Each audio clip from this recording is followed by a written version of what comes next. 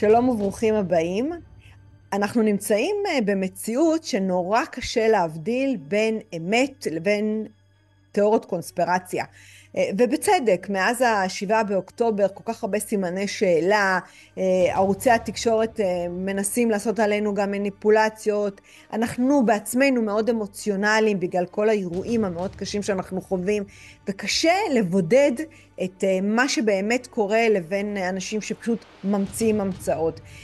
לפני איזה 3 חודשים נתקלתי בווידאו שבהתחלה נראה לי קצת מוזר, אולי איזשהו מידע היסטורי, ומהר מאוד הוכיתי בתדהמה שהמידע שמופיע שם בעצם מסביר את היד, איזו יד מנענעת את ההריסה שלנו, איזה דברים משפיעים על המדינה שלנו, בלי שאנחנו אפילו נדע, אנחנו כאילו רבים על משהו שנמצא בצד מסוים שלנו, ובכלל מכיוון אחר מגיעה השפעה מאוד מאוד אינטנסיבית וחזקה. והשם של הוידאו היה השפעה של הפרופגנדה הסובייטית על ישראל. חיפשתי את החוקרת שהייתה בוידאו, הגעתי אליה, והיום אנחנו נדבר. זה נושא שהוא קצת מורכב, אבל אנחנו נפרק אותו בצורה ברורה. אני חושבת שזה פרק חובה בשביל להבין איך הדברים עובדים. בסוף אנחנו גם ניתן הדרכה או טיפים מה עושים עם המידע הזה, ולא רק, איך אומרים, להיחנק איתו. אז תהנו, השיחה היא באנגלית, אבל יש כתוביות, אז תוכלו ליהנות מהמידע הזה בצורה ברורה. איזבלה טברובסקי, nice to have you. Thank you so much for having me.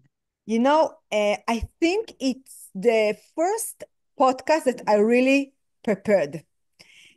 The material you are talking about is so complicated and sophisticated, and to understand all the connection is not easy. So before we are diving in, maybe you will introduce who you are. Sure, happy to. So yes, thank you so much for having me. And, I just want to say I really appreciated that you say that you prepared, because in fact, it is complicated material. And I can always, you always have a more interesting conversation when the person interviewing you is prepared and has thought about it. My name is Izabela Tverovsky. I am now in Jerusalem, but I grew up in the USSR.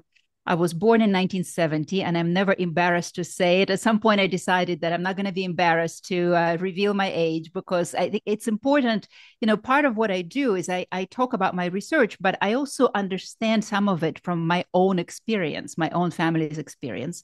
So in other words, I didn't come to the West at the age of 3 or 5. I actually experienced almost 20 years of life in the USSR. So in 1989, we left for the United States when there was a big aliyah. A lot of Jews were coming to Israel, and we were in America. And then 5 years ago, I came here. Now I live here. And yeah, so that's very briefly about me. Oh, and I guess, so how did I start researching this? I started researching this some years ago when I suddenly noticed what was happening on American campuses. It was actually 2018. And I suddenly saw, it was obviously long past my college days, but I suddenly saw a news item on TV that talked about a demonstration. It showed a demonstration on an American campus, something that we see, it's so regular today. Mm-hmm. But back then, it really shocked me. And, the whole slew of slogans, Zionism is racism, et cetera, et cetera. And I was just really shocked and surprised. And, I always tell this story that I called my dad to help me understand. It hit some note of recognition, but because it had been so long since I had left the USSR, I didn't really make the connection. And I told my dad about it. And I said, well, Dad, so they're saying all these things about Zionism and Israel. And then they say that they're not being anti-Semitic. They're just being anti-Zionist. And my dad just laughed and he said, oh, this we've heard before. And I thought, yes, of course, yes, that's it. We have heard this before. And so then from there, I had several questions that I just couldn't rest. I had to kind of keep trying to investigate them, which is A, how did it end up here in America?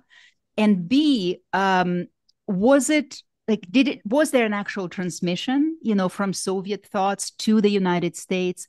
Or was it just kind of in America, students accidentally reinvented the entire vocabulary and the entire logic of the Soviet, understanding of Israel and Zionism.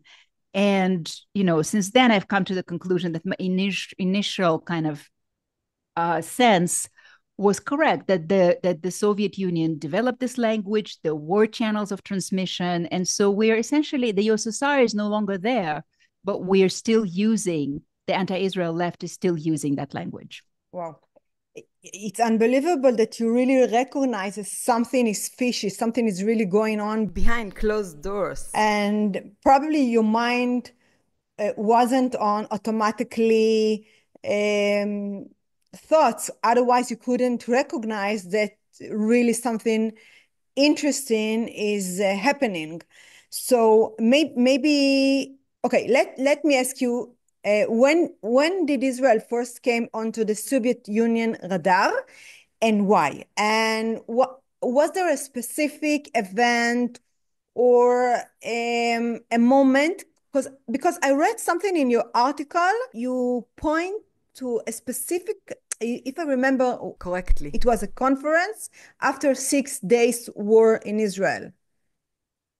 Mm-hmm. Okay. Yes. So the 6-day war is the pivotal moment in the story that I'm trying to tell. But I should probably say that, the Soviets were, of course, first of all, they were critical in establishing Israel. That's the contradiction in the story, because Stalin voted for the establishment of Israel at the UN, but he very quickly changed his mind. But, the Bolsheviks who implemented the revolution in 1917 were very much familiar with Zionism, and they argued against Zionism. They viewed it as being a movement that contradicted the ideas that they had for many reasons. It was a nationalist movement as opposed to Soviet or socialist internationalism. There were lots of discussions then, and they rejected Zionism. And Zionism was actually viewed as a hostile ideology for most of the Soviet Union's existence.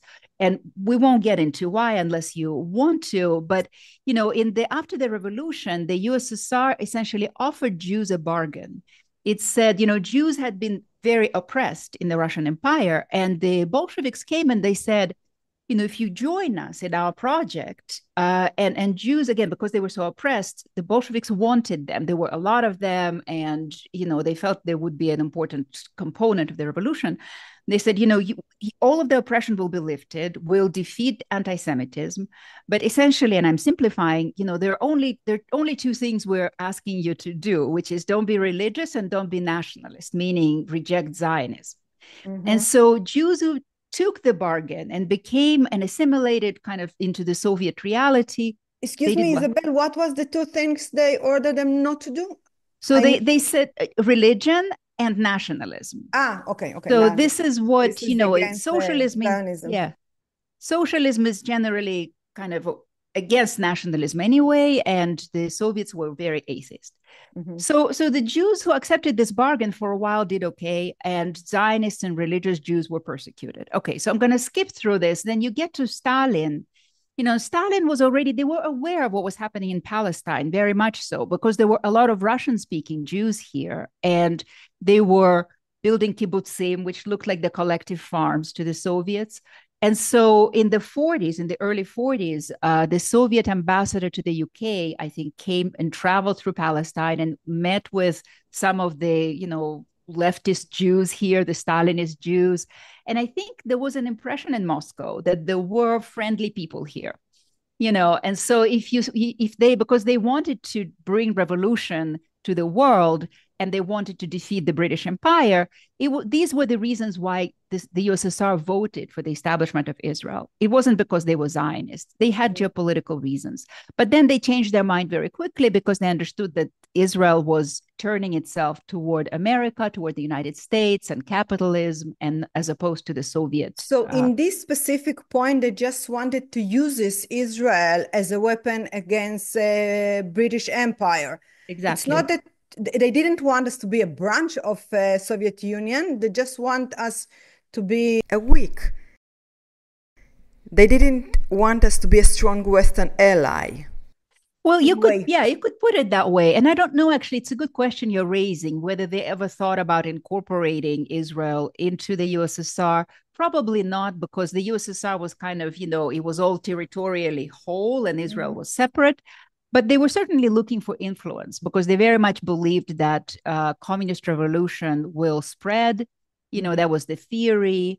That ultimately there will be a revolution everywhere. But it was even, I don't even know if it was necessarily about spreading the revolution for them at that point, but certainly they wanted to have a foothold in this important region, and very much, yes, against the British Empire, hoping that the Palestinian Jews would be against the British Empire and would help them, the Soviets. I'll tell you why I'm saying it, because up to now, we have kind of a discussion in Israel that the kibbutzim back then really adopt Soviet Union agenda, communist ideology. So in a way, I don't know, like 1 or 2 months ago, I did a podcast with 3 people who've been in the military. And they said our military still in a way think like communist, like Soviet Union. And we didn't let it go yet, some of us. So this is why I asked this question. Well, it's very interesting because this is a part of Israeli history that I'm still learning and trying to understand. It's only after I came here that I began to understand this kind of complicated view of the role of the kibbutzim, because I think when you're in the diaspora, you have this heroic narrative that the kibbutzim, the chalutzim, and they did these great things. But now that legacy is being reviewed, so it's very interesting what you're saying. I've heard similar things. So. And you emphasize that they were against nationality and Judaism, against like the people in the kibbutzim. So it's very similar what you are saying. Yes. It's interesting. Yes.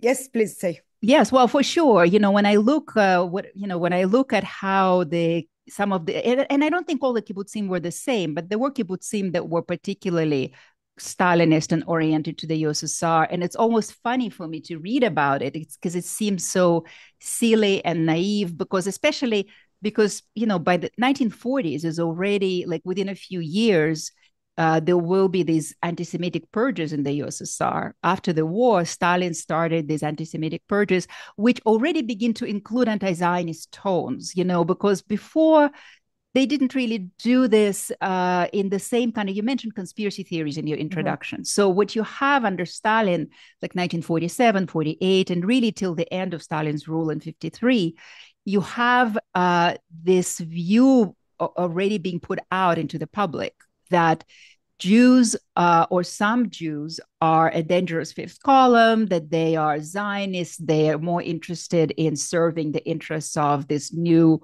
imperialist, this new state of Israel, which is in line or in the imperialist camp, etc. And, there is this so-called doctor's plot where they claimed that Jewish doctors wanted to murder Stalin and top Kremlin leadership. So all of that is happening already in the late 40s, early 50s.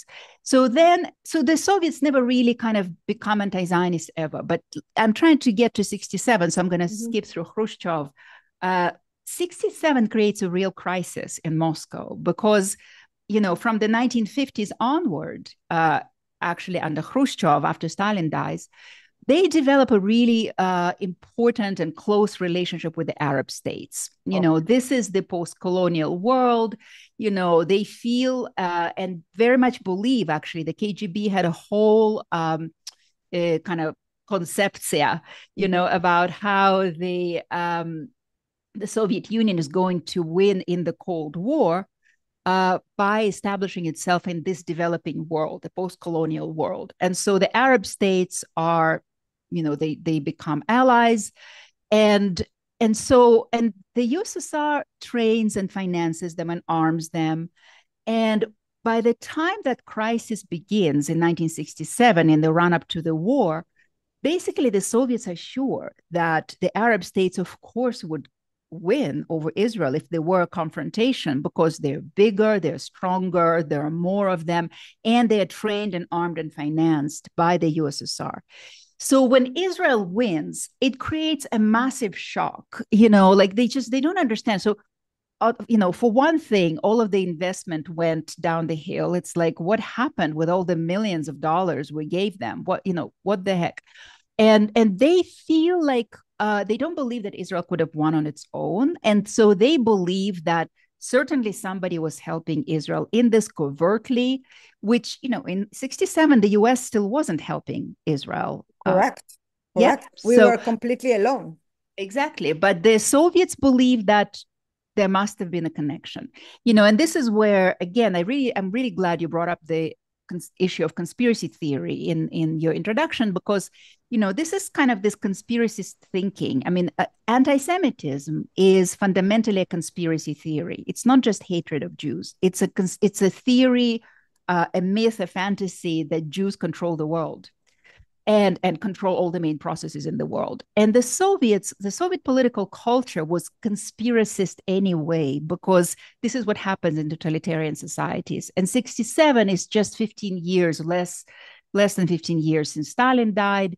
And so the conspirological kind of thinking is there. And so they start thinking, okay, well, you know, clearly there is a conspiracy against us. They start looking around and they notice that there are so many American Jews, that there are so many Jews in America, and they're all pro-Israel and they're all Zionist, therefore. And there are so many Jews in influential places in the media and in the political class and in the banking sector.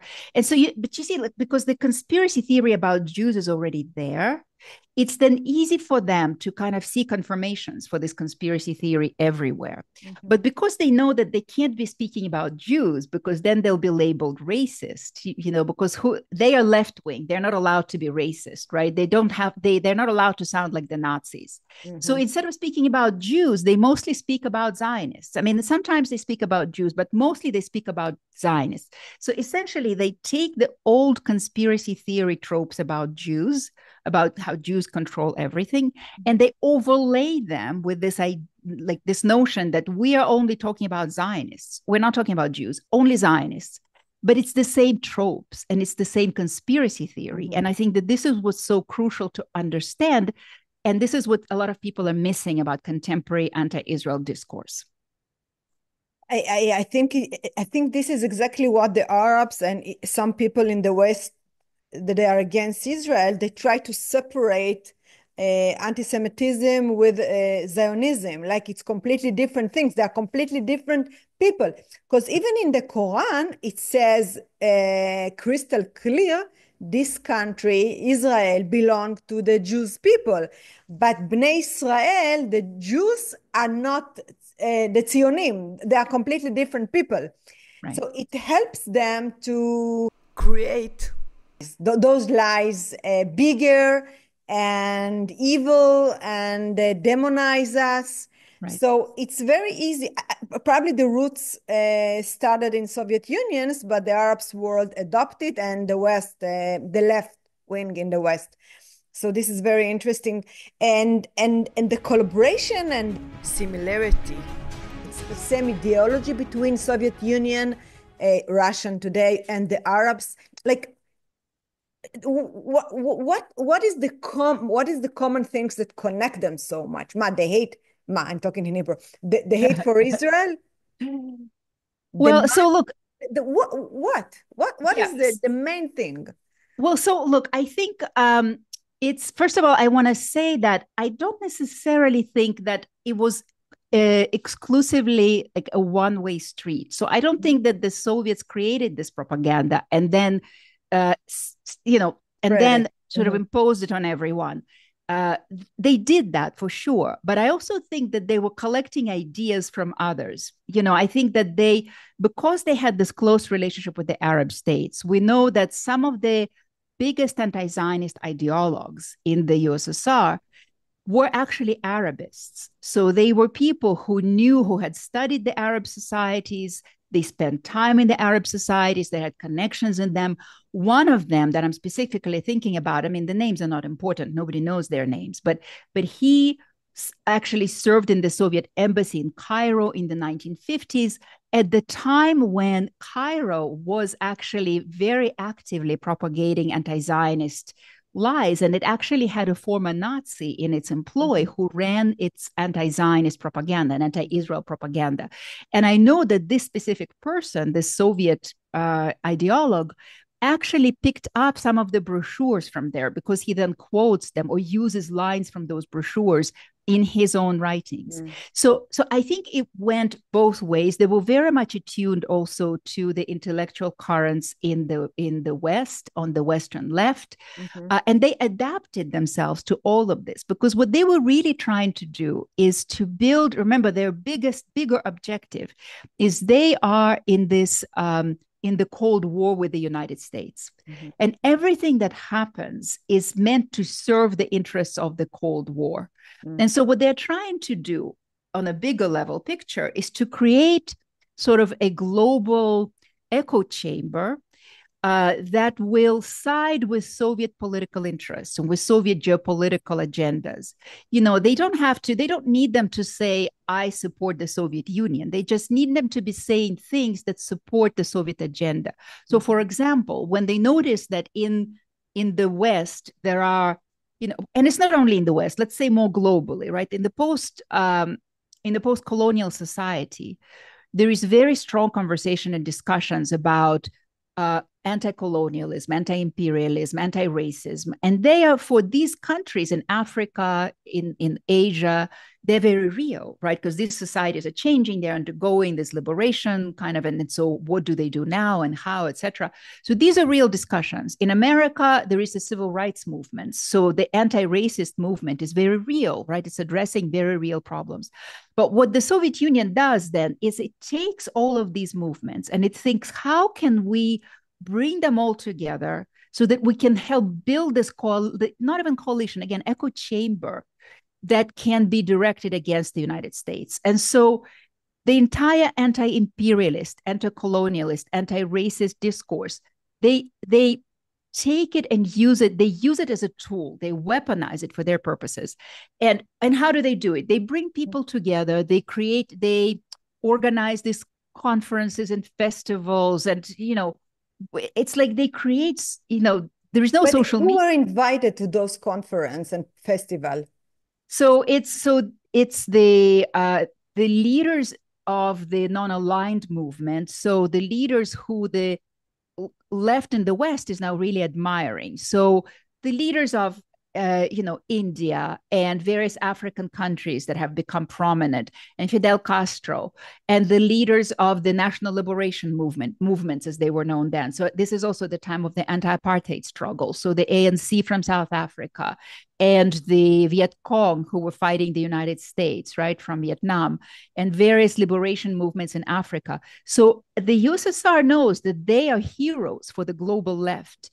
And so they bring them together with the leftists in the United States and Europe, and they organize these really, frankly, fun events, you know, all over the place in all of these countries, because they know that the leftists, you know, the new left, as it was known in the US, is very much in love with Che Guevara and Fidel Castro, and so they love being close to them. And so then, when you have this kind of echo chamber, then they inject the anti-Zionist ideas into it too, in ways that would resonate with these people. So, for example, you know, a lot of the leaders or a lot of the activists who were active in the anti-apartheid struggle also became active in the anti-Israel and so-called pro-Palestinian struggle, because the Soviet Union equalized these causes. You know, a lot of the people who protested against Vietnam and became active in those circles, the Soviet Union told them, look, the Palestinian struggle is just like the struggle of the Vietnamese against American imperialism. And so for every group, they would create, you know, for Africans in particular, they would also tell them, look, what the Palestinians are going through is the same kind of anti-racist struggle that you are going through. And you in South Africa are fighting apartheid, and Israel is just like apartheid. You know, all of this is already there in the late 60s. This is something I always try to help people understand. I want to make it clear.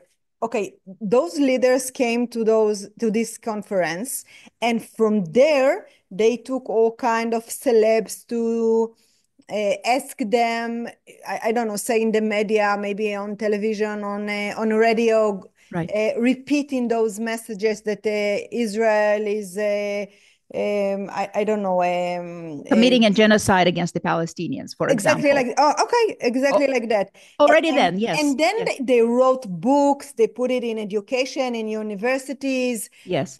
Yes. Exactly. That's exactly So how they it did, worked. they really worked in it. Like if they need to prepare all kind of education material, that's mean they put a lot of effort in it. Well, and it doesn't mean, again, that the USSR did all of it for everyone. I think it created strategies. The main thing that it did was convince people that this is a just cause, that the Palestinian cause is the just cause, and that Israel is actually an evil force, that Israel stands for evil in the world. So they equated Israel with all of the worst systems that the humanity has known. So apartheid in Nazi Germany in particular, and settler colonial societies and imperialist societies. And they equated Zionism with all the evil that the left knew to be evil, so racism and genocide and whatever Nazis did to Jews. They said that the Jews were now doing to Palestinians. So Soviet propaganda was really filled with it. And I think another thing that people don't fully understand is that, the extent, how far it could reach. I mean, the Soviets really had a huge apparatus with which they could reach certain populations, So did the average American listen to them? No. But did various leftist groups in Latin America and in Africa and in Europe listen to them? Yes, they did. And so I think what's important here is the process through which certain ideas get inculcated and become normalized. And this is where, like, if you have a gathering, let's say you have a youth festival in East Berlin, which there was one in 1973, and you have 700,000 young people from all over the world coming to East Berlin for this festival. And at this festival, you are with your peers, right? And you are talking to them, and more importantly, you're having fun with them. There are performances and there are competitions, sports competitions. And in the midst of all of it, and you're dancing, you're listening to music, and in the midst of all of it, the Palestinian cause is introduced, because this is what I've been looking at recently. You accept it as a given that this is a really important cause, and all the good people think that we need to be pro-Palestinian and anti-Israeli, and Israelis were not invited, excluded on purpose, together with South Africa. So you see, so you already begin to think in 73, Israel and South Africa are the same. So the ideas become normalized on the left, in certain circles of the left, in the early 70s. And then from there, and then yes, some more activist groups would go on and organize and turn it into their purpose. There were groups in the UK in particular that were very strong. And so there you had the British leftists working with Palestinian groups or pro-Arab lobbies to introduce all of that into the mainstream of their societies. And it took a while, but I think that's why, I think when you take this historical perspective, it helps to understand why after October 7th, it was like, wow, where did it come from? How did they all take on these ideas? But they didn't just take them on. They had become part of the global left already in the 70s. And you see them expressed in the 80s. And then there's a bit of a slowdown when the USSR falls apart in 1991. But then about a decade later, others pick up this cause, and it continues. But the language and the ideas and the perspective, the view, the worldview is already there. Wow. So, okay, so I understand all the way from Soviet Union to Arabs and all the communist countries, and how the West adopted, especially the left wing. And what about the right wing in Europe? Is there any different before and after October 7th? So this is a really interesting question. So I mostly focus in detail on the left. I've been focusing on the left because I realized that there is enough people looking at the right, and I have a special window into the left, which is why I have been, that's been my thing. But I can tell you something about the far right that I understood already a while ago. And that is that, on the left, they try very hard to separate anti-Semitism from anti-Zionism, like we were saying, right? It's not about Jews, it's about Zionists. And we're not anti-Semitic, we're only anti-Zionist. On the far right, when you look at the neo-Nazis, white supremacists, etc., they don't need to make the separation. They have always understood that Zionists and Jews are the same. It's funny that there is an early edition of the Protocols of the Elders of Zion, which is also, by the way, a Russian creation, which claims to be communicating what was said at the first Zionist Congress. So they already, on the right, the anti-Semites on the right got freaked out by the Zionist movement from the very beginning. And you see it, like whatever I've seen among the Soviet right, because under the USSR, there was also a right wing. It was kind of underground a little bit. But actually the interesting thing, and not to make it too complicated, but the ideologues who created the anti-Zionist language, they spoke in the left-wing language, but in fact, their beliefs were fundamentally far right, and they gave birth to the post-Soviet neo-fascist and neo-Nazi movements. So it's all really intertwined. And for the far right, it's never been a problem to think about Zionism as being associated with all the horrible things that they always associated Jews with. And actually, the USSR is a very interesting example of how these ideologies, the far left and the far right, when it comes to Jews, at some point, it doesn't matter anymore. They really intertwine. We actually see it today when there is a portion of the MAGA right, like, I don't know, actually, if Candace Owens, I don't know if she's MAGA, meaning pro-Trump, I don't know. Anyway, there's a portion. What? Sorry, I missed the last Okay, one. sorry. Let me redo it. Now I'm getting into, okay. So you try to explain to me right now how they're manifesting it today. How it's manifesting today, but let me actually stick to the history for now, and then I'll come to the present. Okay. So what you see in the USSR, there's a really fascinating story about a guy who became a leader of the post-Soviet Russian neo-Nazi movement. But where did he get his ideas, his right-wing ideas, his anti-Semitic ideas? He got them while he was being prepared to serve in the Middle East in the early 70s. So he served in the Soviet army. He was supposed to be shipped here to the Middle East. This is during the Milchemet Atasha. That's how it's called, the war of attrition. And he was supposed to be here. They never sent him. But in preparation, they trained him. They basically fed him all of these anti-Zionist books that the USSR was putting out, talking about how Zionists are evil and you have to be very careful. Obviously, when you come to the Middle East, you're facing Zionists. So these books, these anti-Zionist books, opened his eyes, and he became a fascist. Like, he became a fascist and a neo-Nazi. So this is really important to understand, that the same language that's supposed to be directed to the left actually plays really well for the far right as well. And we see it, I don't know if your listeners are familiar with such figures as David Duke, who is a really well-known, used to be one of the leaders of the Ku Klux Klan.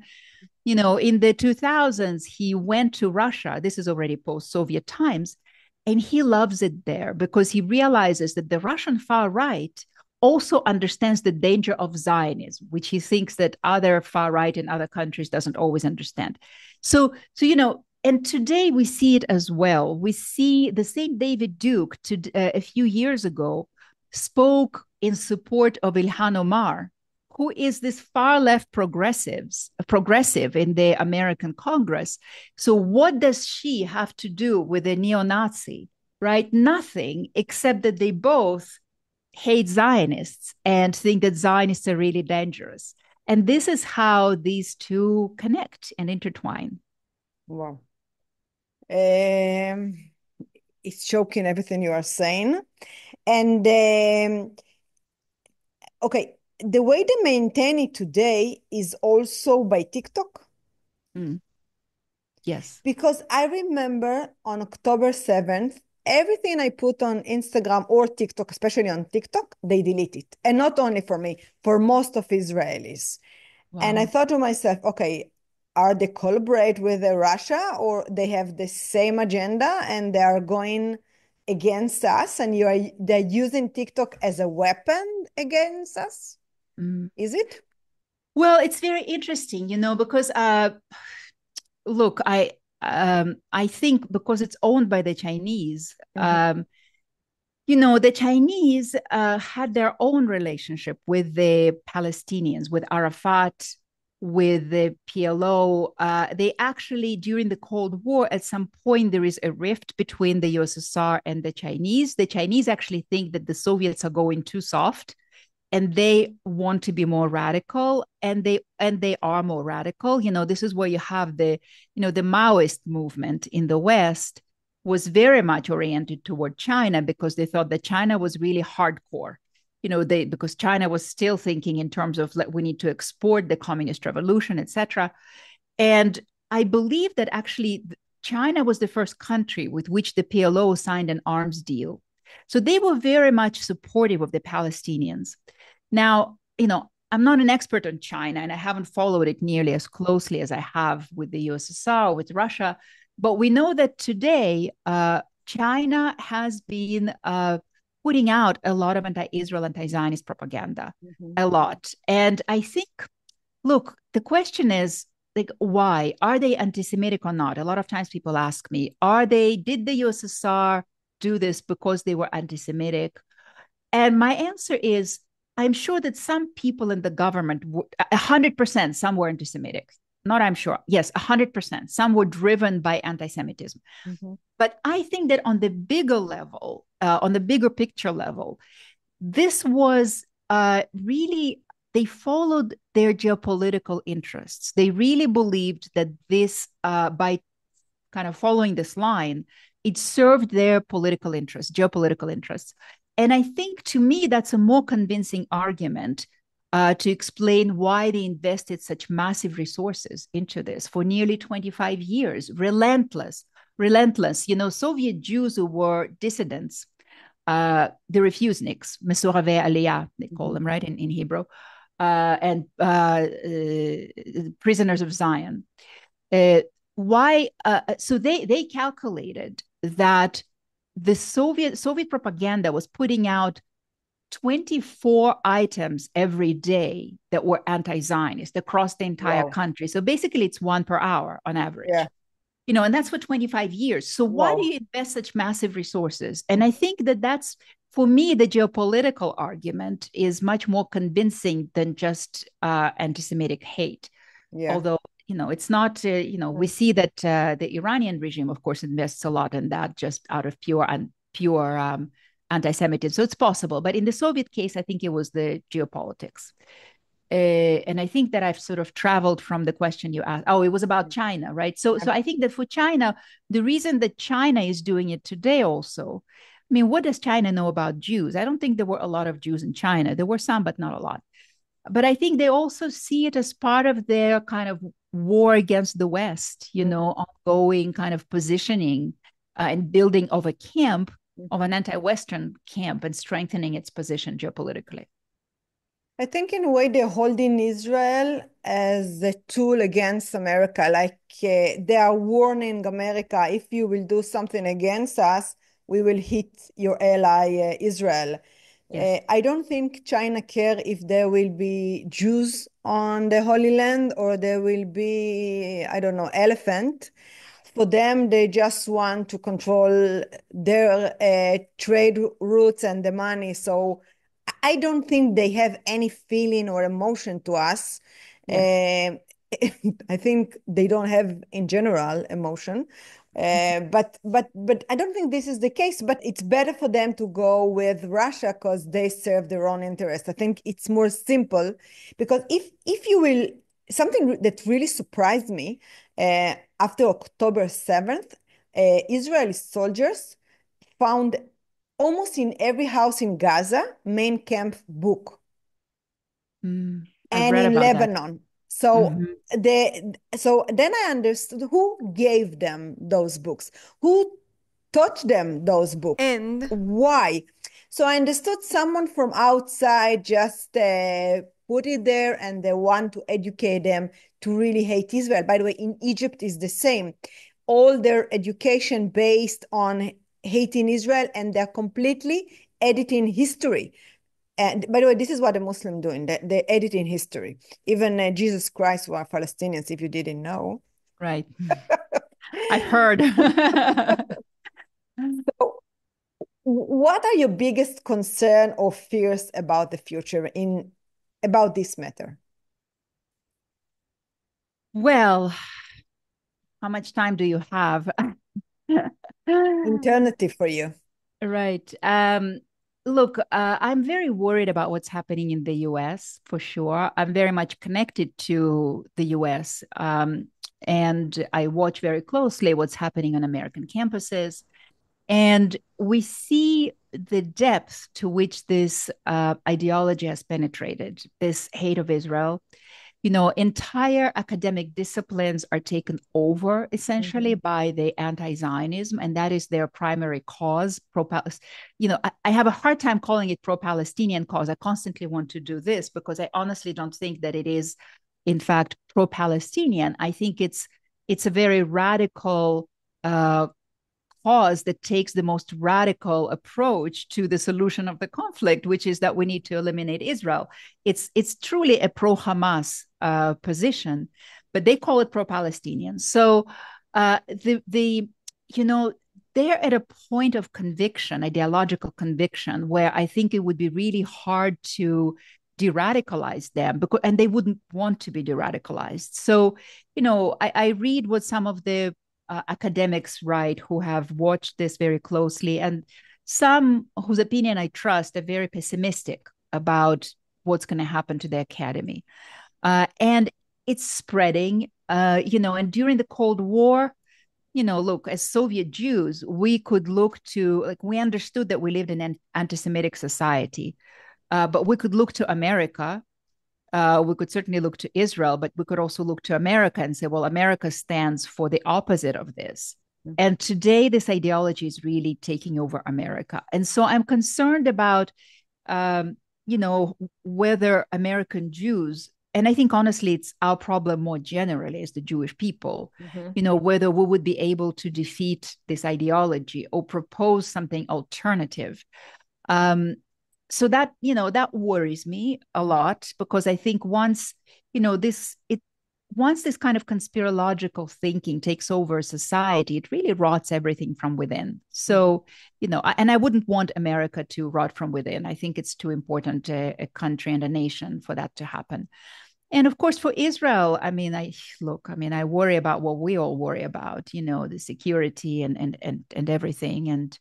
And more specifically right now, will we be able to bring the hostages back? Will we be able to defeat Hamas? You know, because I think these are crucial. So Iran, Iran, Hezbollah, right. Syria, Yes, Egypt. exactly. Now, this morning I read about Egypt that they are planning for a war. So, Really. yeah, so it looks like I just heard a joke this week. Uh, Maybe God shouldn't choose us as the chosen people. Like this is A big burden. on us. Maybe we don't need to be a chosen people, just a regular people. Well, I mean, I always say, you know, I think we were chosen for to bear the greatest responsibility. Yes, No, no, I mean, this is true. It's a joke. It's yeah, because we are struggling in every front, so this is why. right.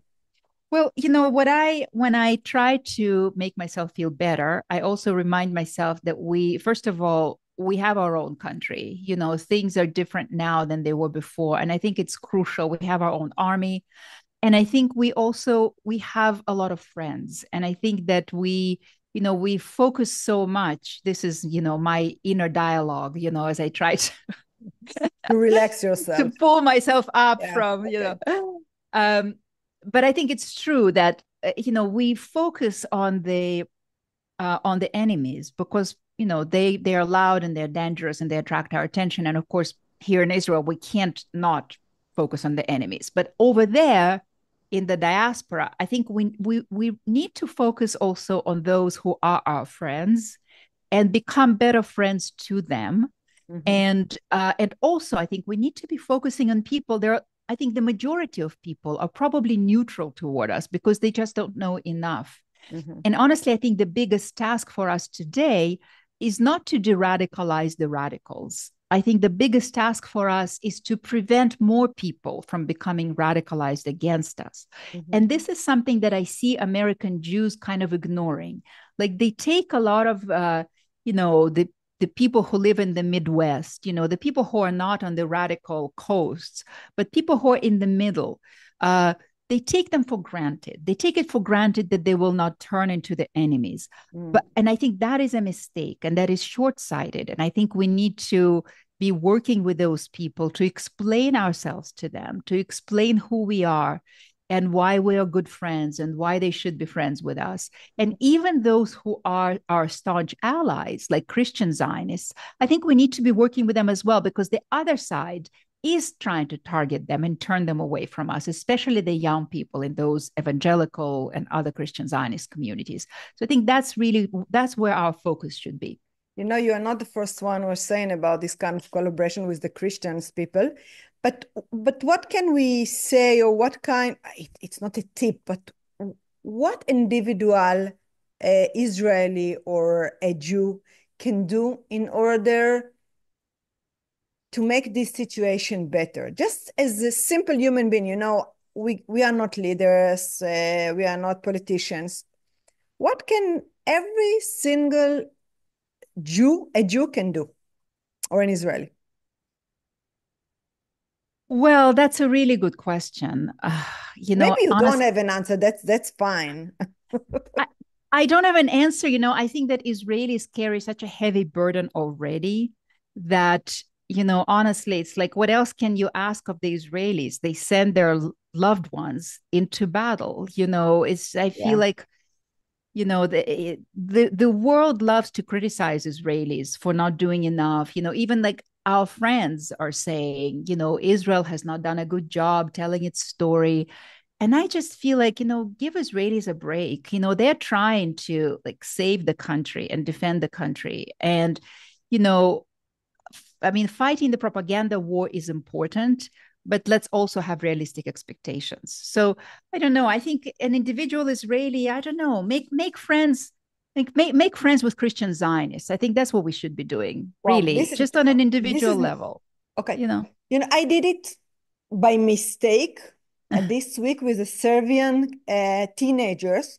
They listened to one of my podcasts in English. By the way, I'm struggling with my English, but I'm insisting to do it because I want more people to hear our truth. Yes. This is why I'm doing it. And Serbian teenagers listen by mistake to my podcast, and they send me a message and they say they are with Israel. They invited me there and they want to come to Israel. And I said, okay, this is our bridges with the simple people. Yes. Exactly. And I think, if you're going to have, for somebody like you are not an ordinary Israeli, you have a platform. So have guests, who are Christian Zionists who are known to be supporters. I'll be happy to recommend some people if you want. But I think it's, building this. By the way, if you have a list of things that they can read and they can connect, please advise us. Yes. And I think it's a very good tip. Yes. And I'll tell you why it's important, because a lot of times, I get really exasperated with many American Jews who, kind of apply these purity tests to their allies. And they say, well, Christian Zionists think this or they think that, they have these theological beliefs. And I think, well, you know what? I don't need the people who would be my allies to be perfectly aligned with me. I'm not going to date them. I'm not going to marry them. I just want them to be, we have shared political interests in this one area, or shared maybe their cultural interests. why not? You know, I think agree. the last thing we should be doing is applying purity tests. And so, yeah, I think it's really important to be. Yeah. And to get out of our echo chamber. And Exactly. to listen to other voices. This is very important. Israeli, not everyone, but we are obsessed with our specific media, and we need to hear more voices. This is something that's very important. I agree. Isabella Tabarovsky, I was so joyful and I learned a lot, even though I prepared a lot. Thank you so much for having me. I really enjoyed this conversation. Thank you, Isabella. Bye bye. Thank you. Bye bye. הסתיים עוד פרק של דרך המחשבה, אבל אם עדיין נשארתם עם תחושה או רצון לדבר ולשתף, אז אנחנו נמצאים בקבוצת הטלגרם של דרך המחשבה, קבוצה אקסקלוסיבית לגמרי, עם אנשים מדהימים שרוצים להרחיב את הידע שלהם. הקבוצה וההרשמה היא בחינם ללא תשלום, אתם מוזמנים. כמובן, אם אתם באפליקציות או ערוץ היוטיוב, תצטרפו כדי שתוכלו להיות מעודכנים בפרקים חדשים.